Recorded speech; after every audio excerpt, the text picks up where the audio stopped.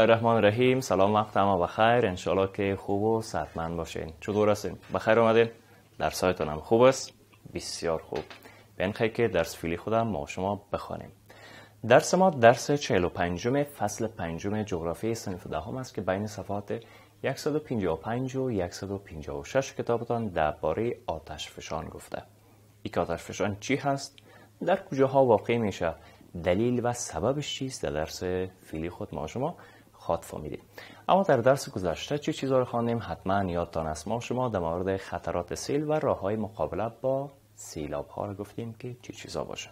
به خاطر که در طبیعت عوامل مختلف طبیعی است که آسیبزاست، ضرر میرسانه هم به مال و هم به وجود انسان. مثل زلزله که در درس‌های قبلی گفتیم، مثل سیلاب هایی که خدای نخواسته انسان ها را بی خانمان می سازه، مواشیش از بین میره، زمین های زراعتی را با خود میبره.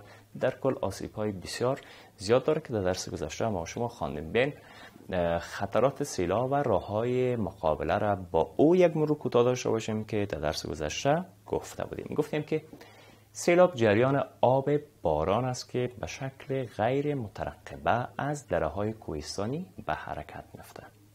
پس سیل دیگه به دست ما نیست، درست؟ و ما خبرم نمیشیم که آیا سیل میایه، چی وقت میایه، شب میایه، روز میایه، از کجا میایه. به این خاطر میگیم که غیر مترقبه است. ناگهانی یک دفعه باران میشه و آب بسیار زیاد جاری میشه، سیل هم جاری میشه. به عبارت دیگه جریان زیاد آب در ساحات آبگیر که بالاتر از سطح عادی بستر دریا که با سرعت بسیار زیاد و شتاب زیاد هم به جریان میفته، تخریبای زمینی را هم همراه خود میاره. پس از سطح بالاتر جریان آب شروع میشه و جایی که پست است و پایین است و دره است و هموار است، یا جریان پیدا میکنه که تخریبای زمینی خود هم داره. مثلا گفتیم که خانه مردم هم میبره، زمین های مردم هم میبره، مواشی و حیوانات انسان ها را میبره، پس آسیب هم داره. وضع سیلابی دریا یا ساحه مواجه به سیلاب به خوبی گفتیم که فهمیده هم میشه و آب طغیانی داره، آبش طوفانی است، آلوده با خس و خاشاک است و همراه با شاخهای درخت هم هست و گلالود هم آب سیل هست. و سیلاب که مشخصه از حوادث طبیعی است، آفات و اضرار بسیار زیاد همراه خود داره. بسیاری وقتا در بسیاری از کشورها تحقیقات و عینی چیزی که دیده شده وقت سیلاب میشه، بعض از امراض هم در منطقه در بین مردم حتی در حیوانات خانگی پیدا میشه. به خاطر چی؟ به خاطر که ایاب انواع میکروبا را از یک جای به جای دیگه با خود انتقال میده که او سبب بسیاری از امراض در بین انسان ها و حیوانات هم میشه. اما ممالک کم انکشاف یافته در برابر سیلاب بیشتر آسیب پذیر هستند و سیلاب و زلزله اضافه تر خسارتمند میشن. جنگلا و باغا هم از بین میره و ساحات زراعتی کاملا از بین میره و نابود میشه.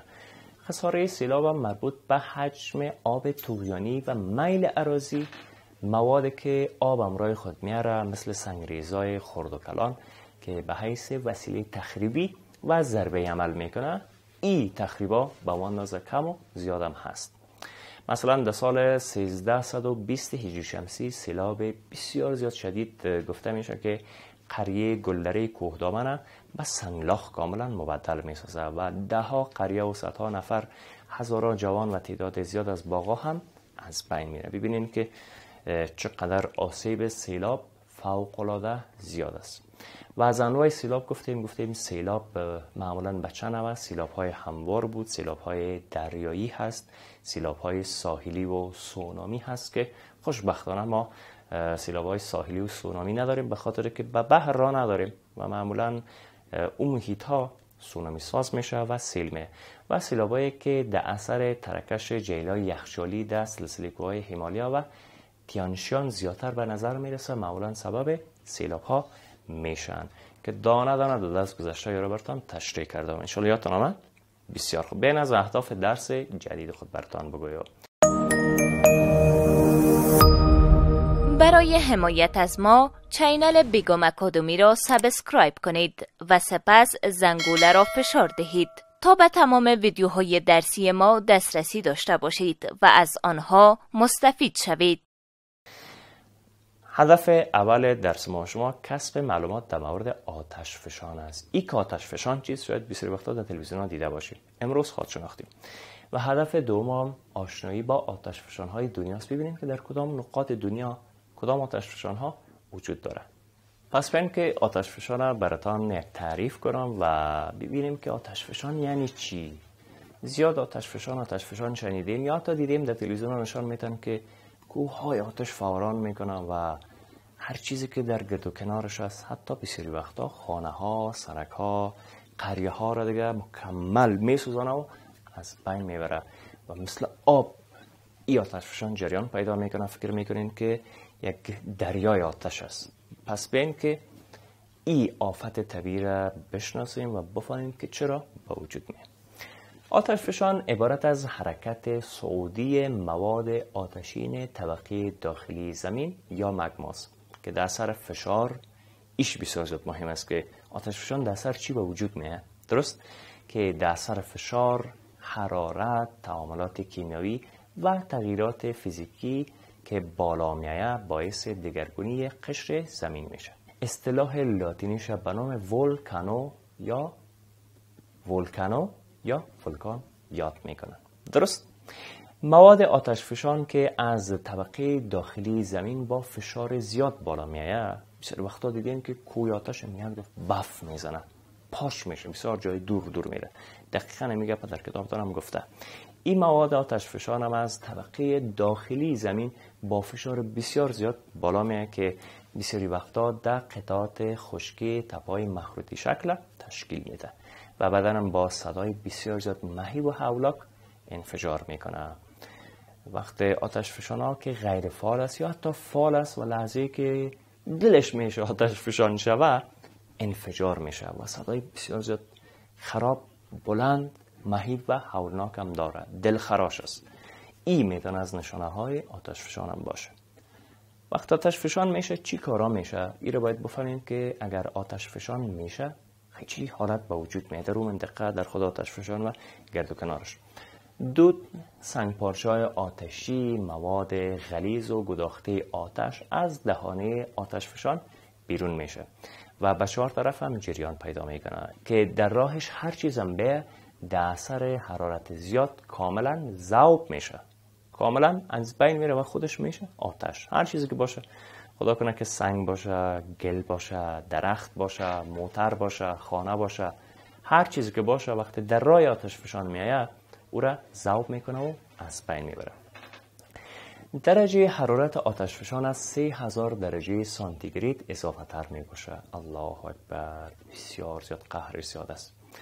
تعمیرات، فلزات، جنگل، موتر و سنگایی که در مقابلش قرار میگیره تمام اینا را نابود میسازن یا هم کاملا ذوب میکنن. این مواد آتشین و مذابه متحرک که مثل جسم سیال و مایع حرکت میکنه به نام لاوا یاد میشه. به نام چی؟ به نام لاوا یاد میشه. رنگ مواد لاوا سرخ یا سفید و نارنجی می باشد. غلظتش هم مثل کتله محرک گلولای است و مثل آب رقیق نیست و در اثر غلیظ بودن خود این مواد سرعت حرکتش هم نظر به آب کمتر است. در وقت انفجار از دهانه آتش فشان سنگ‌های آتشی مثل گل‌های آتشبازی به اطرافش در قوس‌های مختلف و با فاصله‌های مختلف پرتاب میشن، مفتن. چرا؟ چون با فشار بسیار زیاد و انفجار که در دل زمینم قسمت مگما که من براتون گفتم وقت صورت میگیره، خب فشار زیاد است، با او فشار سرعت موادم که پخش میشه بسیار زیاد است، از این خاطر پرتاب میشه، تیت پرک میشه و در شبم وقت آتش فشان اگر میشه صحنه روشن و زیبا را از خود به نمایش میمانه. خوش آدمه در حالی که غضب خداست.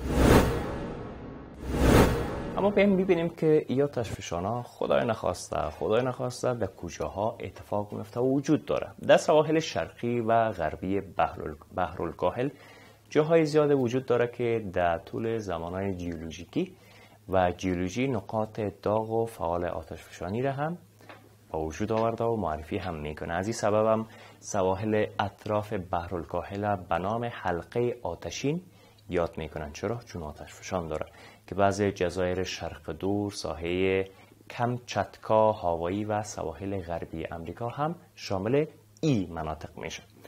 در اقیانوس اطلس سواحل بحر هند، جزایر تیمور، جاوا، جزیره بالی، اطراف مدیترانه خاصتا ساحل ویزو و سیسلی، ساحل دماوند ایران و جزایر آزور و کنری در طول تاریخ شاهد آتشفشان‌های مختلف هم بوده. پس وقت از شما پرسان میکنن که کجاها آتشفشان داره، بگین که اقیانوس اطلس، بحر هند، جزیره تیمور، جاوا، جزیره بالی، اطراف مدیترانه، نه؟ اونم خاصتا ساحل ویزو و سیسلیش، ساحل دماوند که در کشور همسایه ما ایران است و جزایر آزور و کنری که براتون گفتم در طول تاریخ آتشفشان‌های فعال داشته که بعض وقتا با وجود می آمده و با وجود هم می آید. آتشفشان آیسلند در ماه اپریل 2010 میلادی دوباره هم فعال شده و سبب آلودگی هوا و بیجا شدن افراد از محلاتشان و سکتگی در خطوط پرواز کشورهای اروپایی هم شده بوده. در سال 2010 وقتی آتشفشان فعال میشه و آتشفشان شرکت میکنه، ببینید که چقدر مشکلات با وجود میاد. هوا آلوده میشه، مردمی که در اطراف و گوشه و کنارش زندگی میکنن سکونت دارن، شهرهاست، خانه‌هاست، غیره هاست، اینا دیگه مهاجر میشن، از اونجا کوچ میکنن و حتی در خطوط هوایی و پرواز هوایی کشورهای اروپایی سکتگی به وجود میاد. ببینید که چقدر آسیبزاست و خطرات جانی و مالی خوب بدون شک داره. بسیار خوب، انشالله فهمیدین. خیلی که درس خود کوتاه جمع‌بندی کنیم و خلاصی درس هم براتون بگیم، باز کار خانگی را میگیم و بخیر تمام میکنیم. در درس فعلی خود در مورد آتشفشان گفتیم. اول براتون آتشفشان را تعریف کردم که چی هست. وقت آتشفشان صورت میگیره کدام مواد از قسمت مگمای زمین، از داخل زمین بیرون میشه، به چی حالت، با کدام فشار، با کدام سرعت و با کدام شدت بیرون میشه. بعد از مناطقی که آتشفشانی هست در دنیا در یک کره خاکی براتون نام گرفتم و فهمیدیم که آتشفشان به کدام دلیل با وجود میاد. گفتیم آتشفشان اونمو حرکت صعودی مواد آتشی طبقه داخلی زمین یا مگماست که در اثر فشار و حرارت و تعاملات کیمیایی و تغییرات فیزیکی بالا میاد، از جای خود به جای میشه و به طرف بالا صعود میکنه. صعود یعنی بالا، نزول نه، صعود میکنه، پاش میشه بیرون و بالا که باعث دگرگونی قشر زمین هم میشه و اصطلاح لاتینیش هم بود ولکانا. و مواد آتشفشان که از طبقه داخلی زمین گفتیم با فشار بسیار زیاد بالا میاد، بسیاری وقتا در خشکه های تپه های مخروطی شکل خودش اونمو حالت با وجود میاره. درست قطعات خشکای تپه های مخروطی شکل میسازه و بعدا هم با صدای بسیار زیاد مهیب و هولناک انفجار میکنه. همراهش دود و سنگ پارچه‌های آتشی و مواد غلیظ که مثل آتش است از دهانه خود آتشفشان بیرون می به 4 طرف باش میشه و هر چیزی که سر راهش بیاد او را کاملا ذوب میکنه. مثلا گفتیم دقیقی از این است که خانه است، موتر است، زمین است، درخت است، انسان است، هر چیزی که سر راهش بیاد کاملا ذوب میشه و از بین میره. و از نقاط مختلفی که در دنیا دارای آتشفشان است، از سواحل شرقی و غربی بحرالکاهل براتون گفتم، اقیانوس اطلس، سواحل بحر هند، جزایر تیمور، جاوا، جزیره بالی، اطراف مدیترانه و دماوند ایران، تمام از این جاهایی است که آتشفشان هم داره. و یکی از آتشفشان‌ها رو گفتم که در سال 2010 در آیسلند فعال شد، آتشفشان شد و هوا آلوده شد، انسان‌ها بی خانمان و بی جای شدن، کاملا محلاتشان از بین رفت و حتی پروازهای هوایی هم در کشورهای اروپایی مختل شد. فهمیدین؟ بسیار خوب. سوال نیست؟ این حالا من میگم سوال نوشه کنین. کار خانگی. سوال اول، آتشفشان چیست؟ تعریف نمایید. آتشفشان چیست؟ تعریف نمایید. سوال دوم، آتشفشان‌های مشهور دنیا کدام هاست؟ آتشفشان‌های مشهور دنیا کدام هاست؟ دو سوال کار خانگیتان. خداوند تمام ما و شما را از ای آفات و بلاهای طبیعی نجات بده. اله امین. تا که باز هم همدیگه را میبینیم. خداوند حافظ و نگهدارتان، مثل صنفیتان نترسید. قبل از آغاز درس بعدی وقفه کوتاه میگیریم.